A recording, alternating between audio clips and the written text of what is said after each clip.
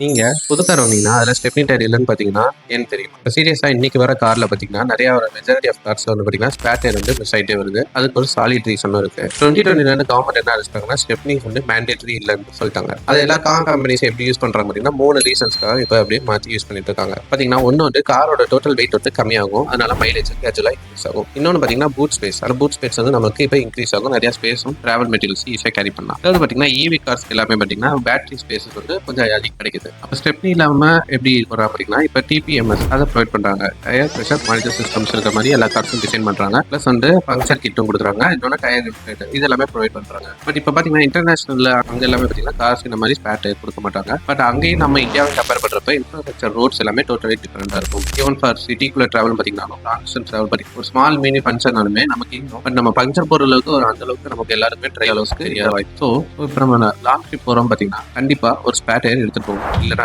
Purchase பண்ணி use பண்றது இப்போதைக்கு நமக்கு பெட்டர். ஸோ ஃபியூச்சர்ல ஸ்டெப்னி தேவையா கமெண்ட் பண்ணுங்க. உங்களுக்கு இந்த வீடியோ பிடிச்சிருச்சுன்னா லைக் பண்ணுங்க, சப்ஸ்கிரைப் பண்ணுங்க.